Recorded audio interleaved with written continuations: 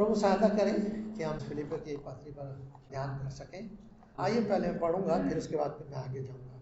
पहला अध्याय पहले पद से लेकर 11 पद। तो जब हम फिलिप की पत्री का अध्ययन करेंगे, मैं सोच रहा था डायरेक्ट हम फिलिपी में जा सकते हैं, लेकिन अच्छा है कि दो बातों को पहले हम देखें। एक जो पौलुस है उसके बारे में, और दूसरा जो फिलिपी शहर है, नगर है, जो मंडली है, इसके बारे में देखें। ये दो बात। पौलुस के बारे में हम बहुत अच्छी तरह जानते हैं, पढ़ते चले आते हैं। पौलुस किस तरह से परिवर्तित हुआ। एक दिन अब सब जानते हैं मसीह विरोधी था, ज्ञानवान था, उसके पास अच्छा पद था, वहाँ पर जो कैबिनेट होती थी, जो 70 लोग उस कैबिनेट में थे, जो बहुत सारे निर्णय लिया करते थे, उनमें से वो एक था, मान्य व्यक्ति था, और इसलिए उसके पास पूरा अधिकार उसको मिला था कि जाके मसीहों को सताए, क्योंकि व्यवस्था के लिए वो पागल बना हुआ था। और उस गवाही में बार बार इस बात को कहता है कि उसको व्यवस्था की धुन उसको सताती थी। लेकिन प्रभु ने अद्भुत रीति से उसको प्रभु ने बुला लिया, प्रभु ने उसको दर्शन दिया, और प्रभु की आवाज़ को सुन करके वो उसका जीवन बदल गया। और जब जीवन बदल गया तो प्रभु ने उसको एक काम दे दिया। उस काम मैंने एक विशेष उद्देश्य और अभिप्राय से बुलाया, और वो बुलाहट ये थी कि अब ये पौलुस जो एक दिन मसीहों को सताने वाला था, अब वो मसीह बनकर खुद सतावनी का सामना करे। ये पौलुस जो एक दिन मसीहों को सताने वाला था, अब खुद मसीह बनकर प्रभु यीशु मसीह के लिए सताव का सामना करे। और उसके जीवन में प्रभु में आने के साथ साथ ही जीवन में जुड़ गया था। हम उसके परिवर्तन के बारे में बहुत अच्छे से जानते हैं, किस प्रकार से प्रेरित काम उसके 9वें अध्याय में चला जा रहा है, और जब जाता है तो किस रीति उसका एक धुन थी कि जाकर के उसने अनुमति प्राप्त की थी। उसके पास ऊपर था कि जहाँ जहाँ मसीह लोग हैं, इकट्ठा होते हैं, मिलते हैं, उनको पकड़े और पकड़ के बंदी गृह में डाले। और जब वो ऐसे करके जा रहा था तो एकदम से उसको रास्ते में आवाज़ मिली, हे शाऊल, उसका नाम पहले शाऊल था, हे शाऊल, हे शाऊल, तू मुझे क्यों सताता है। वो यीशु मसीह को नहीं सताता था, लेकिन यीशु मसीह के अनुयायी सताता। और यहाँ पर इस बात को देखिए, जब कोई भी व्यक्ति यीशु मसीह के नाम से सताया जाता है तो वो व्यक्ति केवल सताने वाले उसको नहीं सता रहे हैं, लेकिन वो प्रभु यीशु मसीह को सता रहे हैं, अर्थात क्योंकि प्रभु यीशु मसीह का विरोध कर रहे हैं। और इसलिए पौलुस यीशु मसीह का तू मुझे क्यों सताता है, देख पैने पे लात मारना अच्छी बात नहीं। और तब पौलुस ने कहा तू कौन है, तब प्रभु यीशु मसीह ने कहा मैं यीशु हूँ। और उसके बाद से हम 9वें अध्याय में देखते हैं पौलुस किस प्रकार से यीशु की आवाज़ सुन करके वो गिर गया, वो गिरा, 3 दिन उसकी आंखें बंद रही।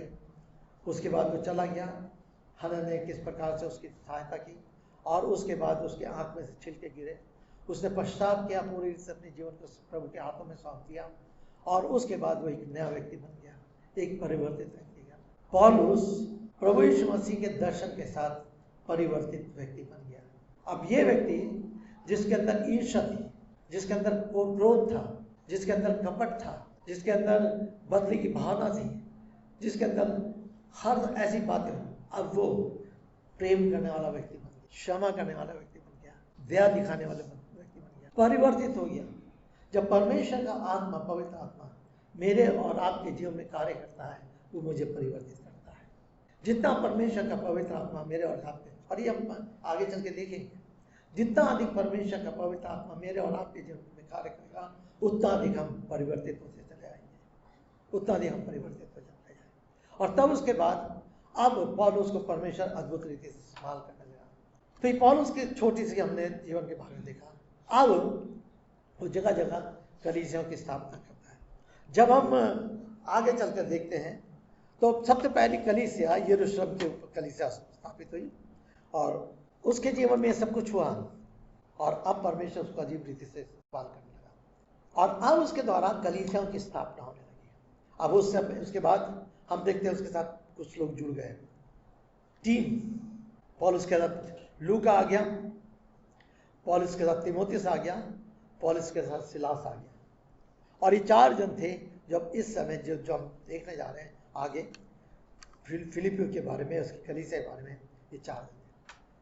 जब हम आगे चल के फिलिपी कलीसिया की स्थापना के बारे में देखते हैं, वो हम देखेंगे, तो फिलिपी के नगर के बारे में जानना चाहते हैं। फिलिपी नगर नाम जो था, अलेक्जेंडर द ग्रेट के पिता का नाम फिलिप था। जो महान अलेक्जेंडर था, उनके पिता का नाम फिलिप था। और 357 BC में ये फिलिपी नगर को नाम दिया गया था और ये बसाया गया था। यद्यपि फिलिप रोम से काफ़ी दूर था, लेकिन फिर भी रोम के साथ बहुत क्लोजली टाइप था, जुड़ा हुआ था।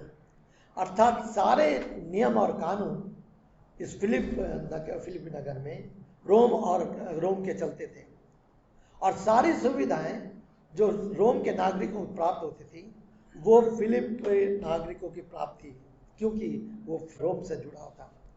जैसे उदाहरण के लिए उनको कोई भी कर नहीं देना पड़ता था। फिलिपी के लोगों को कोई भी कर नहीं देना पड़ता था। वहाँ पर कई सारे कर होते थे जो लोगों को दिया जाता था, सरकार के कर होते थे, जैसे आज भी हम देखते हैं अलग अलग कर हैं, तो बहुत सारे टैक्स हैं, वो कोई भी टैक्स उनको नहीं देना पड़ता था, बिल्कुल वो टैक्स से आज़ाद थे। और धीरे धीरे करके ये फिलिप नगर बढ़ता गया, धनवान होता गया। एक और धनवान हो रहा था, प्रसिद्ध हो रहा था, दूसरी ओर इसमें मूर्तियां भी बनती चली आ रही और मूर्ति पूजक भी बदलते हैं, क्योंकि कोई भी अभी तक इनकी उपासना का कोई तरीका इनके पास नहीं, कोई उपासना का एक स्थिर तरीका नहीं था, और इसलिए लोग आज़ादी के साथ अपने मन के अनुसार चलते थे। तो ये थोड़ा सा फिलिप है। लेकिन फिलिप में जब कलीसिया स्थापना हुई तो हम प्रेरित काम उसके 16 अध्याय पढ़ते हैं। पौलुस और उसके साथी लोग प्रार्थना करने के लिए स्थान को ढूंढते हैं, और प्रार्थना करने के स्थान को ढूंढते हुए वो नदी के किनारे चले जाते हैं। वहाँ पर एक स्त्री होती है जिसका नाम लिदिया है, और वो लिदिया इनके संपर्क में आती है। जब इन्होंने वहाँ पर प्रार्थना करने के लिए इकट्ठा हुए तो लिदिया को इन्होंने सुसमाचार सुनाया। लिदिया कपड़ों का व्यापार करती है, देखेंगे तो आप जानेंगे उसके बारे में, और कपड़े सिल करके उसमें व्यापार सारे थे। तबीता थी, वो भी यही काम करती थी, लिदिया भी यही काम करती थी। कई सारी महिलाएं उस समय ये कार्य करती थी, कपड़ों को सिल करके व्यापार करते थे, और उनका व्यापार बहुत बढ़ता चला गया, और ये अच्छी धनवान महिला थी। और तब उसके बाद हम देखते हैं कि वहाँ पर कुछ विरोध शुरू हो जाता है 16 अध्याय में। लेकिन 16 अध्याय में एक बहुत अच्छी बात कि 3 लोगों के जीवन के परिवर्तन के बारे में लिखते हैं। पहले ये है, दूसरा एक लड़की है, जब ये पकड़ लिया जाता है तो उस समय एक लड़की आती है जिसके अंदर कुछ दूसरा आत्मा है, और वो हील होती है, चंगी पाती है। तब उसके बाद इनको जेल में डाल दिया जाता है। हालांकि वो जेल में जो डाला गया था वो सरकारी अनुमति से नहीं था, रोमी राज की अनुमति से नहीं था, क्योंकि रोमी राज की अनुमति के अनुसार कुछ और होना था। वहाँ ये होना था कि अगर कोई व्यक्ति गलत होता था तो पहले उसको पेश किया जाता, और तब उसको, जब तक रोमी राज के शासक उसको न्याय नहीं देते थे, जजमेंट नहीं देते थे, तब तक उनको कोई दंड नहीं जाता। लेकिन वहाँ के लोगों ने ऐसा करा, पर परमेश्वर ने वहाँ पर भी एक काम, अद्भुत काम किया कि जेलर को प्रभु यीशु मसीह के पास आ गया। आप जानते हैं, मैं ज़्यादा उसमें नहीं आ रहा हूँ। तब उसके बाद जब वो छूटा है, जैसे उन्होंने छोड़ा उसको, उन्होंने पूछा तू कौन है, तो उसने कहा कि मैं रोमी हूँ। जैसे उनको मालूम चला ये रोमी है, सारे लोग डर गए, और तब उनसे हाथ जोड़ने लगे कि तू यहाँ से चला जा। उन्होंने नहीं, मैं नहीं जाऊँगा। जब तुमने मेरे को बिना सरकारी अनुमति के साथ ऐसा करा है तो मुझे उन शासकों के पास खड़ा करो ताकि मैं अपनी सफाई दे सकूं। खैर, बाद में उन्हें माफ़ी मांगी, और माफ़ी मांगने के बाद पौलुस ने उनको छोड़ दिया, और तब ये लिदिया इनको अपने घर में ले आती है। यहाँ से बात है, लिदिया इनको अपने घर में ले आती है, और वहाँ पर ले जा करके तब वहाँ पर ये फिलिपी की कलीसिया का आरंभ होता है। वहाँ पर फिलिपी कलीसिया, अब फिलिपी कलीसिया धीरे धीरे बहुत बढ़ गई है, काफ़ी समय हो गया है। पौलुस इस समय जब पत्र लिख रहा है, इसके भी पीछे भी एक लंबी कहानी है, संक्षिप्त बताना चाहता हूँ कि उसको रोम ले जाया जा रहा था, जो उसकी इच्छा भी थी, क्योंकि उसने इस बात को कहा था कि मुझे रोम के जो शासक है उनके सामने खड़ा किया जाए, मैं अपनी सफाई दूँ। रास्ते में बहुत सारी घटना होती हैं। जब प्रेरित काम 26, 27, 28 अध्याय को पढ़ेंगे, तब 28 अध्याय में क्या होता है कि उसको हाउस अरेस्ट कर दिया जाता है। मतलब क्या है, उसको अनुमति दी जाती है कि किराए का घर ले और उस घर में वो रहे, वो और कहीं नहीं जा सकता। रोम में उससे निकल कर बाहर कहीं नहीं जा सकता। अगर बाहर निकलेगा तो शत प्रचार करेगा, लोग उस पर लेकिन उसके हाउस अरेस्ट में आज भी लोगों को हाउस अरेस्ट किया जाता है। अभी पिछले दिनों में कुछ नेताओं का हाउस अरेस्ट कर दिया था कि उनको घर में रखा जाता है, सब कुछ उनके लिए उपलब्ध होता है, लेकिन वो बाहर नहीं निकल सकते। इनके साथ भी था, लोग आते थे, मिलते थे, बात करते थे, और उस समय बहुत लोगों को सुसमाचार सुनाता था, और वहाँ पर उसने बैठ करके इन पत्रियों को लिखा पत्र। अब वो घर का किराया, खाने खर्चा, ये फिलिपी के विश्वासी लोग पौलुस से बहुत प्यार करते थे, और समय में वो धन इकट्ठा करते थे, और धन इकट्ठा करके पौलुस को दिया करते थे उसके खर्चे के लिए, और इसलिए वो फिलिपी कलीसिया को बहुत अप्रिशिएट करता भी। जब हम आगे पढ़ेंगे तो उसमें सारी चीज़ें आ जाएंगी, मैं पूरा आपको चित्रण बता रहा हूँ। अब इन बातों को अगर आप ध्यान रखेंगे तो बहुत सारी इस पत्री को आप समझने पाएंगे क्यों वो लिख रहा है। अब खास तौर से यहाँ पर एक व्यक्ति है जिसका नाम इपफ्रुदितुस है। अब मैंने कहा जैसे कलीसिया बढ़ रही थी तो एल्डर्स भी बढ़ रहे थे और डीकन्स भी बढ़ रहे थे, अर्थात अध्यक्ष भी बढ़ रहे थे और सेवक भी नियुक्त किए जा रहे थे। और ये इपफ्रुदितुस है, का नाम सबसे पहले हम पाते हैं 25 पद में, हम बाद में इस पे आएंगे। ये खास तौर से ये व्यक्ति पौलुस के पास जाता है। फिलिपी कलीसिया के लोग, एक एल्डर है और उस कलीसिया पौलुस के पास भेजते हैं। पौलुस को हालचाल पूछता है, वो पौलुस को पैसा देना, जो कुछ करना उसकी मदद करता है। और तब पौलुस इनसे फिलिपी कलीसिया के बारे में बात करता है, फिलिपी के विश्वासी के बारे में बात करता है, और ये उनको फिलिपी के कलीसिया विश्वासी के बारे में समाचार देता है। जैसे आज मान लीजिए मैं कहीं बाहर हूँ या कोई सेवा के बाहर है, और वहाँ से उस शहर से कोई व्यक्ति आता है और उससे मिलता है, तो वह सेवक पूछता है भाई वो कलीसिया के लोग कैसे हैं, फलाने कैसे विश्वास बढ़ रहा है, क्या समस्या है, किस रीति, और इसको ये समाचार मिलता है फलाना फलाना फलाना फलाना। कुछ पॉजिटिव बातें हैं, सकारात्मक बातें हैं, कुछ नेगेटिव बातें, कुछ नकारात्मक बातें हैं, दोनों चीजें। मनुष्य है, मनुष्य में निर्बलता है, और उन सारी बातों को जो समाचार उसको मिला है इसके द्वारा, जो इसकी देखभाल करने के लिए आया था। हालांकि ये भी व्यक्ति इतना अधिक बीमार हो गया था कि मरने पर था, लेकिन प्रभु ने उसको जीवन दिया। जब इसके पास आया तब पौलुस पत्र लिख करके इसके द्वारा फिलिपी में भेजता है। तब वो सारी चीजों को जो जितनी पत्र है लिखता है और वर्णन करता है। सो ये सारी बैकग्राउंड है, क्योंकि फिलिप की कलीसिया पौलुस से बहुत प्यार करती थी। दो कलीसिया थी जिन्होंने पौलुस की बहुत अधिक सराहना की, एक मैसेडोनिया की कलीसिया, एक फिलिपी की कलीसिया, और बार बार वो उन दोनों कलीसिया का वर्णन करता है। जब हम कुरिन्थियों में पढ़ते हैं तो मैसेडोनिया की कलीसिया के बारे में वर्णन करता है।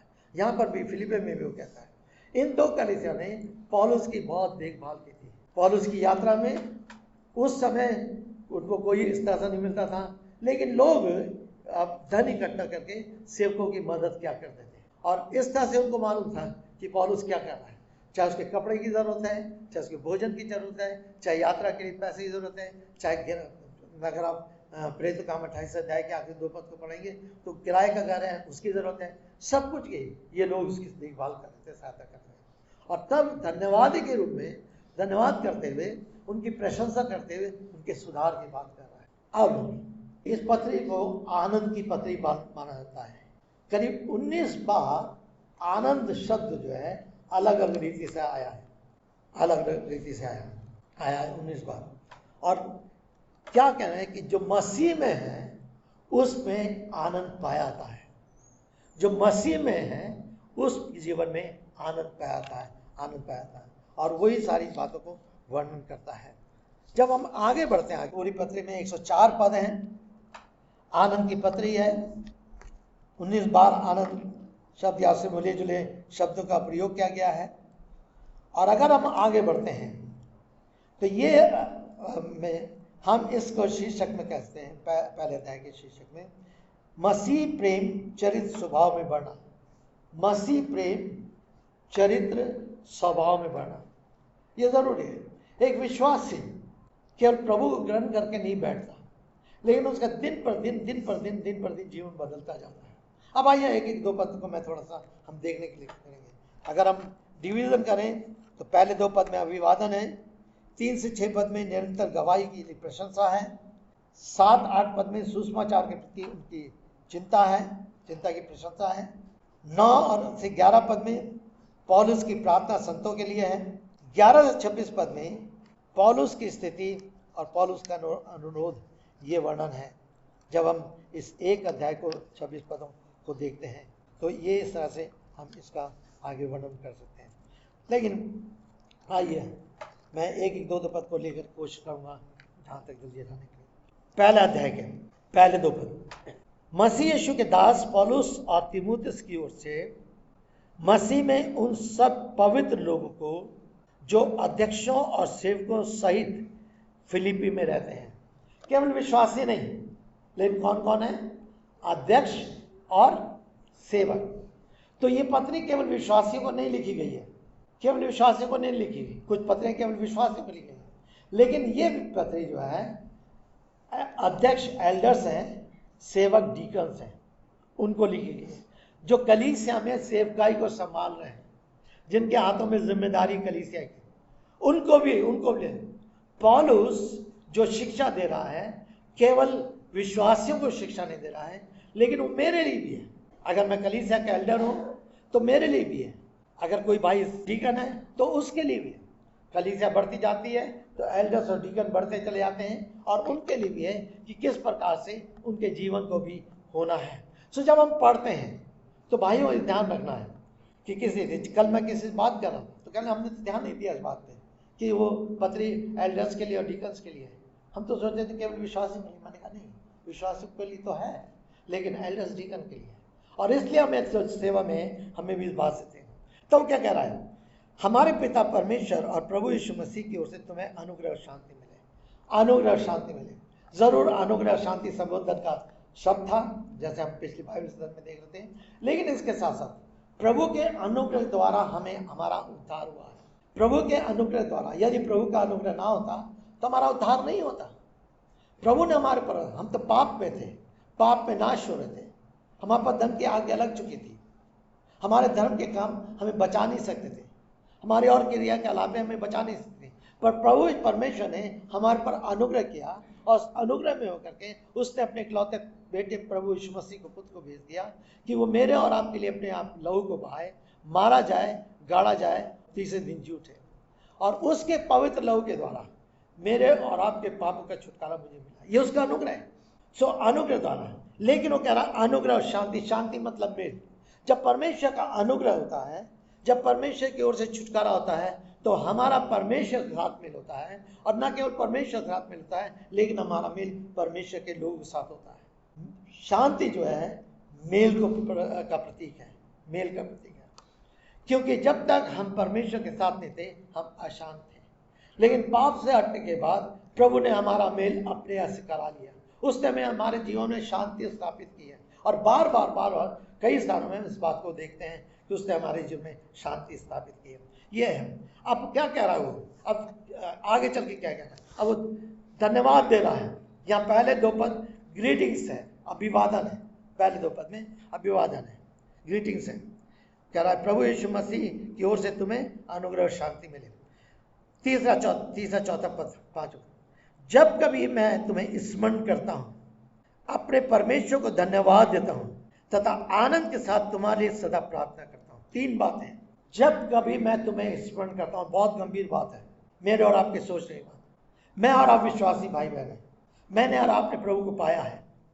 कहीं ना किसी सेवक के साथ हमारा संपर्क रहा है, जिस सेवक के द्वारा मैं प्रभु में आया या बढ़ाया गया। क्या वो मुझे स्मरण करके परमेश्वर का धन्यवाद दे सकता है? क्या आपको स्मरण करके प्रभु के सेवक आपके जीवन के लिए परमेश्वर का धन्यवाद दे सकते हैं? धन्यवाद हो प्रभु इस फलाने बहन के लिए, धन्यवाद हो प्रभु फलाने भाई के लिए, इसके विश्वास के लिए, इसके जीवन के लिए, इसके समर्पण के लिए, इसके कार्य के लिए। वो कह रहा जब कभी मैं तुम्हें स्मरण करता हूँ। और मेरे प्रियो, मेरे और आपके अंदर ये इच्छा होनी चाहिए कि हमारा जीवन इस प्रकार से बन जाए कि जब प्रभु के लोग मुझे और आपको स्मरण करें तो उनके अंदर धन्यवाद पाया जा सके, परमेश्वर की बड़ाई कर सके। ये बहुत जरूरी है, बहुत जरूरी है। क्या मेरे और आपके जीवन को देख के लोग हुड़हुड़ाते हैं, नकारात्मक बात करते हैं? अरे ये तो ऐसी विश्वास है, अरे ये तो ऐसी है। नहीं, यह सच में प्रभु धन्यवाद। अगर आप कलीसिया में नहीं आते हैं तो क्या आपको लोग मिस करते हैं? मिस करते हैं। आगे चल के हम देख रहे हैं पौलुस के बारे में हम देखेंगे कैसे पौलुस करता है। ये हमारा जीवन है। वो फिलिप्पी कलीसिया को कह रहा है कि जब मैं कहाँ पर है, बंदी गृह में है। केवल इसलिए कि उन्होंने कुछ उसको धन भेज दिया था, धन दे दिया था उसकी, इसलिए नहीं, लेकिन उनके विश्वास को देखकर। फिलिप्पी कलीसिया जब आरंभ हुई थी, उन्होंने बहुत सतावनी का सामना करा था। जब प्रेरित काम में आप देखेंगे और इसमें इतिहास में जाएंगे, आप देखेंगे किस रीति से, क्योंकि बहुत सारे लोग उस समय तितर बितर होकर गए थे।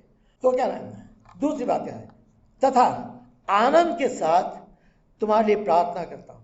आनंद, मैंने कहा करीब 17 बार उसने आनंद शब्द उसका इस्तेमाल किया अलग अलग। उसका मन में फिलिपियों के विश्वासी को देख करके धन्यवाद उमड़ रहा है और आनंद उमड़ रहा है। काश मेरा और आपका जीवन इस प्रकार से बने कि लोग मेरे और आपके जीवन को देख के धन्यवाद कर सकें और आनंद कर सकें। आनंद के साथ वो विश्वासी मसीह जीवन को देख करके उसका परिश्रम व्यर्थ नहीं ठहरा है। उसने जो कुछ भी सुसमाचार के लिए वहां सहा है फिलिपियों में, चाहे जेल में गया है, चाहे लोगों ने घसीटा है, उसको घसीटा गया था।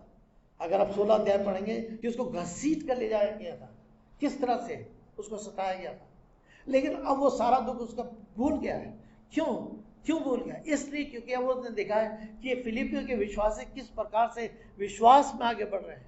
जो मैंने सुसमाचार उनको सुनाया था, जो मैंने उनके बीच में सेवा की थी, जो मैंने उनको कहा था, वो उनके अंदर वो फल उत्पन्न हो रहा है, वे आगे बढ़ रहे हैं। और इसलिए वो सारे अपने दुख को, सारे अपने क्लेश को, सारे अपने कष्ट को, सारे अपने अपोजिशन को भूल जाता है, लेकिन उनको देखकर वो आनंद मना रहा है। और मेरे प्रियो, कलीसिया में मेरे और आपका जीवन इस प्रकार से बन जाए। क्या हम अपने लिए प्रार्थना कर सकते हैं? क्या अपने लिए विचार कर सकते हैं? क्या अपने लिए हम सोच सकते हैं? कितना अधिक हमारा जीवन दूसरों के लिए आनंद का कारण है, प्रभु के सेवकों के लिए आनंद का कारण है। और कहता है, ना केवल धन्यवाद करता है, लेकिन कहता है मैं तुम्हारे लिए सदा प्रार्थना करता हूँ। अब आगे प्रार्थना की बात करता है।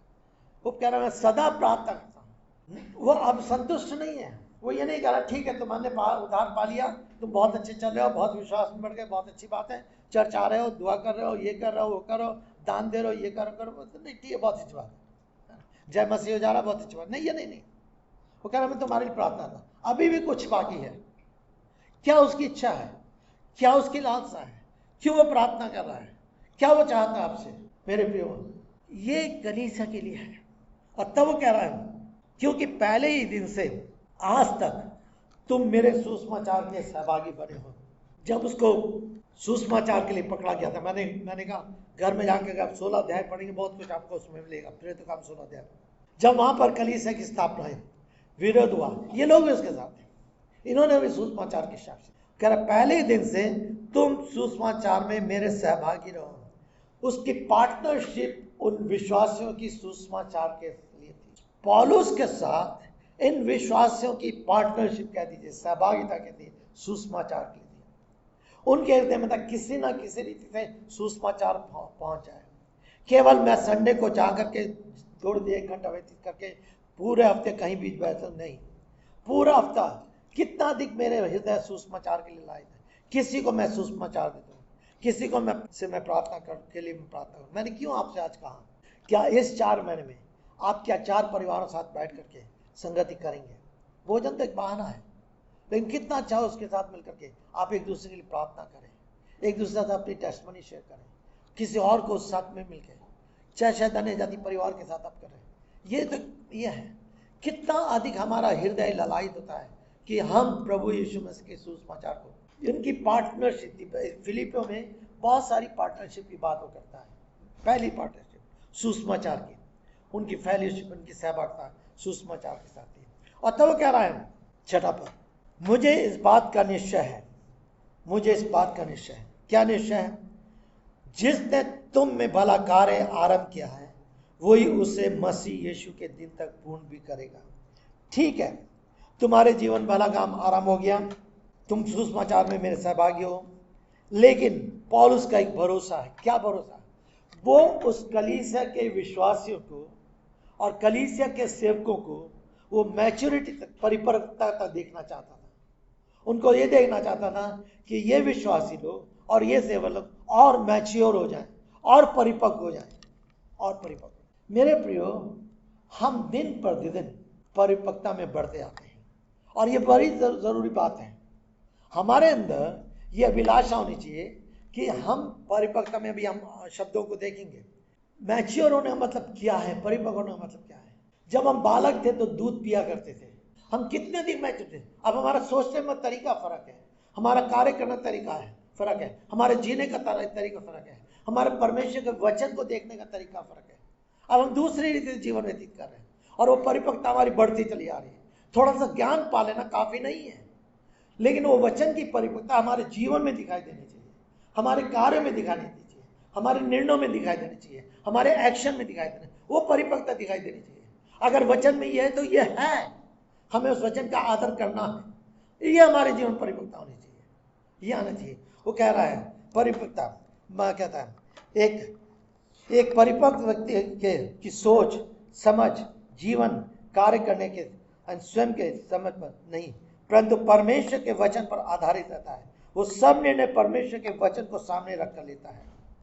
कह रहा है मुझे पूरा भरोसा है, तुम में एक अच्छा काम है, तुमने सुसमाचार को सुना, तुमने विश्वास किया। मेरे प्रियो, पापों से क्षमा प्राप्त करना, प्रभु यीशु मसीह को अपने जीवन में उद्धारकर्ता स्वीकार करना, अपने पापों से पश्चाताप करके क्षमा मांगना, नए जीवन को प्राप्त करना, अपने जीवन में परमेश्वर के साथ मेल कर लेना, ये एक भला काम है। ये एक भला काम है जो परमेश्वर के अनुग्रह द्वारा मेरे और आपके जीवन में हुआ। हमने अभी देखा था कि उसके अनुग्रह और शांति तुम्हें मिलती है अगर आपने प्रभु यीशु मसीह को अपने जीवन का प्रभु और उद्धारकर्ता स्वीकार किया, यदि आपने अपने पापों की क्षमा को पाया, यदि आपने पश्चाताप किया, प्रभु को ग्रहण किया है, प्रभु ने आपकी सहायता की, आपके जीवन में ये भला काम हुआ है। और अगर अभी तक नहीं हुआ तो आप भले काम से वंचित हैं। आपके लिए आज भी समय है कि आप पश्चाताप करें, मन फिराएं, प्रभु के पास आ जाएं, अपने जीवन को प्रभु के हाथों में सौंप दें। साधारण प्रार्थना, प्रभु मैं पापी हूँ, मेरे पाप को क्षमा करिए, मुझे पाप के दंड से बचा लीजिए, क्योंकि आपने मेरे बदले में क्रूस पर बलिदान हुए, आप मारे गए, गाड़े गए, तीसरे दिन जी उठे। वो दंड जो मुझे लेना था आपने सह लिया, आपने मुझे एक आशीष दी, और इसलिए मैं अपने पापों से पश्चाताप करती हूँ और अपने जीवन को आपके हाथों में सौंप देती हूँ। ये जीवन का अनुभव, ये आपके जीवन में एक भला कदम होगा, ये आपके जीवन भला काम है। जिन्होंने किया है प्रभु को धन्यवाद हो, लेकिन उसको सोचते रहना है, विचारते रहना है। कब आपने एक निर्णय लिया था, क्या जो काम परमेश्वर ने तुम्हारे जीवन में भला काम आरंभ किया, वो मसीह, क्या मतलब जिस दिन मसीह यीशु मसीह आएंगे, जब प्रभु यीशु मसीह आएंगे, हमने प्रकाश वाक्य में देखा यीशु मसीह का आगमन निकट है। जब यीशु मसीह आएंगे, मुझे और आपको ले आएंगे, वो उस समय वो मुझे और आपको देखेगा अब ये दूध पीने वाला बच्चा नहीं रहा, आयु परिपक्व बन गई। अब बोतल की जरूरत नहीं है। कई माताएं 3 साल 4 साल 5 साल में ले बेटा दूध पीता रहता, बोतल ही लगाए रहती, बच्चों को बढ़ने ही नहीं देती, बच्चों बढ़ने नहीं देते। लेकिन सीखना है, सब परिपक्व होना है। क्या मेरा और आपका जीवन परिपक्वता में बढ़ता चला रहा है?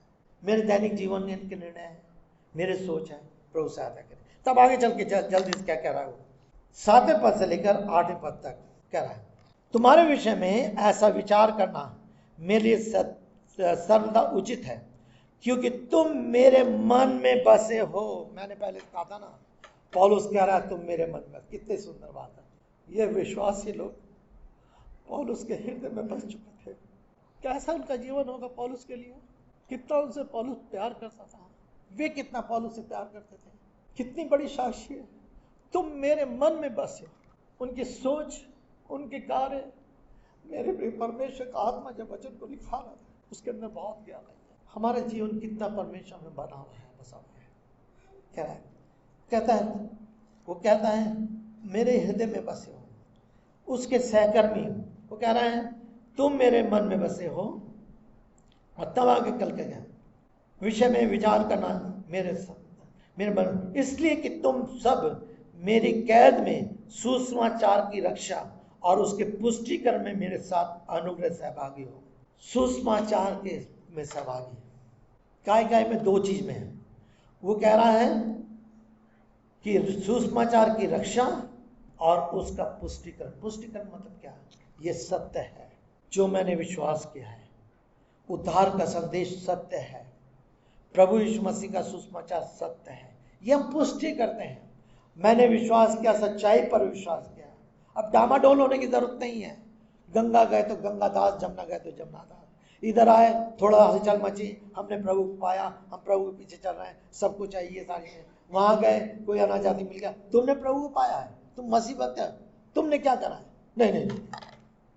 लेकिन अगर हमारे अंदर दृढ़ता है तो हमारे अंदर वो पुष्टिकरण है कि हाँ, हमने कोई निर्णय गलत नहीं लिया है, सुसमाचार सच्चा है, सुसमाचार दृढ़ है, सुसमाचार ने जीवन को बदला है, इस सुसमाचार ने मेरे जीवन का काम किया।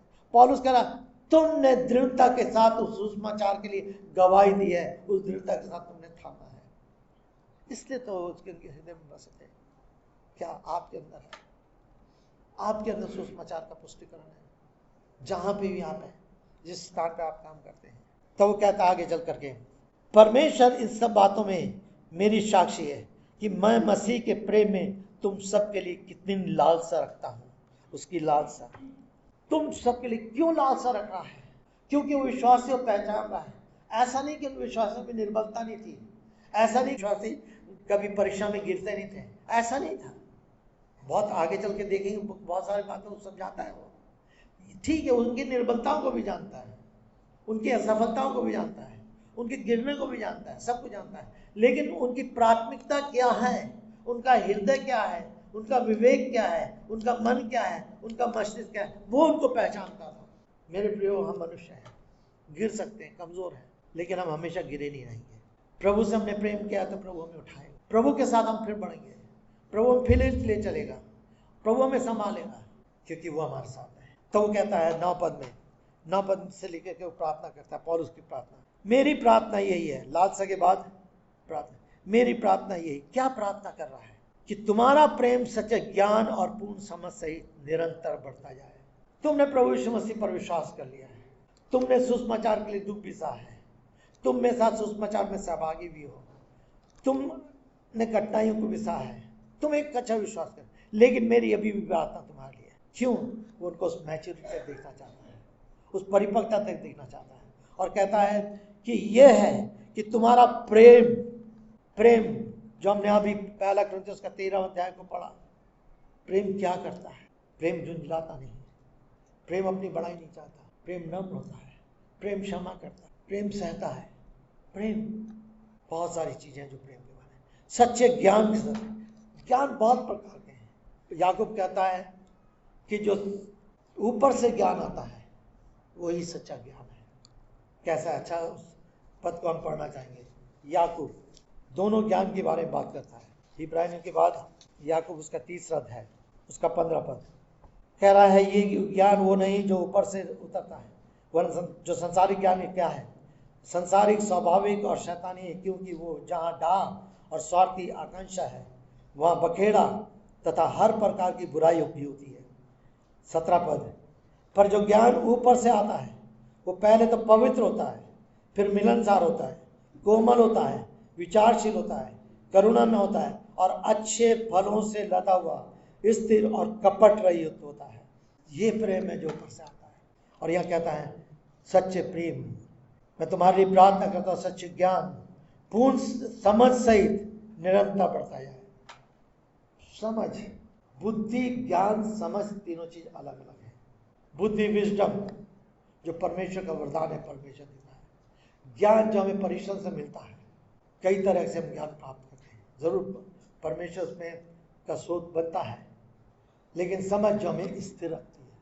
और परमेश्वर ने संसार की जो सृष्टि की, बुद्धि से, ज्ञान से, समझ से करी। परिवार की रचना बुद्धि, ज्ञान, समझ, यही नीति वचन में है। नीति वचन 3 पढ़ेंगे, नीति वचन 24 पढ़ेंगे, आपको मिलेगा। और ये समझ, वो कह रहा समझ से, जिससे तुम सारी बातों को समझ सको, निरंतर तुम बढ़ता जाए। परमेश्वर में समझ दीजिए, वो समझ जो परमेश्वर आपकी समझ है, हमारी अपनी समझ नहीं। हमारी समझता में धोखा दे सकती है, हमारी समझता में गलत निर्णय में ले जाती है, हमारी समझता हमारे गलत रास्ते पे ले जाती है, हमारी समझ तो बहुत कुछ गड़बड़ करती है। प्रभु आप अपनी समझ दीजिए, और इसके लिए परमेश्वर के वचन में ठहरने की जरूरत है, इसके लिए परमेश्वर प्रार्थना करने की जरूरत है, इसलिए परमेश्वर को और अधिक निकटता जाने की जरूरत है, और भी अधिक बढ़ता जाए। क्या परिणाम क्या होगा इसका? ये चीज अगर होगी तो परिणाम क्या होगा? 10 पद, जिससे कि तुम उन सब बातों को जो सर्वोत्त है अपना लो। उन सब बातों को जो सर्वोत्त, जो भली है, अच्छी है, उत्तम है, सबसे उत्तम है, उनको अपना लो और मसीह के दिन तक पूर्णतः सच्चे और निर्दोष बने रहो। एक सिनलेस होता है, एक ब्लेमलेस होता है, एक पाप रहित होता है, एक निर्दोष होता है। पाप रहित कोई नहीं है, सिनलेस कोई नहीं है। प्रभु ने पाप क्षमा किए हैं हमारे, लेकिन फिर भी पाप का अंश हमें पाया था। हम पाप से संघर्ष करते हैं और जब तक इस संसार में हम पाप, लेकिन हम निर्दोषता में बढ़ते चले जाते हैं, ब्लेमलेस में बढ़ते चले जाते हैं, निर्दोषता में बढ़ते चले जाते हैं परमेश्वर के साथ। तब क्या कर 11 पद, धार्मिकता के फल से जो यीशु मसीह के द्वारा प्राप्त होते हैं परिपूर्ण होता है। धार्मिकता, प्रभु यीशु मसीह धार्मिकता है, प्रभु यीशु मसीह धार्मिकता है। उस धार्मिकता के फल से जो प्रभु यीशु, गलतियों उसका 5 अध्याय और उसका क्या नाम से 22 पद हम देखते हैं। गलती 5 अध्याय उसके 22 13, हमने पहला ग्रंथ 13 अध्याय पढ़ा, 5 अध्याय, वहां पर क्या नाम से इधर हम धार्मिकता के फलों को देखते हैं, निर्दोषता को देखते हैं। प्रेम जो है क्या करता है, प्रेम कुछ करता है और फल कुछ बनाता है, उत्पन्न करता है। ध्यान दीजिए, जब कुरिन्थियों को पढ़ते हैं पहला ग्रंथ उसको 13 अध्याय में, तो प्रेम ये करता है, ये करता है, ये करता है, ये करता है, ये करता है। लेकिन जब गलतियों में फलों को पढ़ते हैं तो वो उत्पन्न कर रहा है भलाई, नम्रता, दीनता, पवित्रता, मेल, ये उत्पन्न करता है, वो अंदर से आता है। और जब फल उत्पन्न होते हैं तो वो निर्माण करता है। और इसलिए गलतियों 5 और पहला ग्रंथ 13 बहुत मिले जुले हैं और हमें प्रार्थना करनी चाहिए। और वो इसी बात को कह रहा है कि धार्मिकता के फल से क्या करो, जो मसीह के द्वारा प्राप्त होता है, परिपूर्ण होते जाओ, जिससे परमेश्वर की महिमा और स्तुति होती रहे। हमारा जीवन परमेश्वर की महिमा और स्तुति करने के लिए बना है। मेरे प्रियो, परमेश्वर सहायता करें कि मैं और आप इस बात को समझ सकें हमने क्या विचार किया। पहली बात, पौलुस फिलिपियों के लिए धन्यवाद देता है।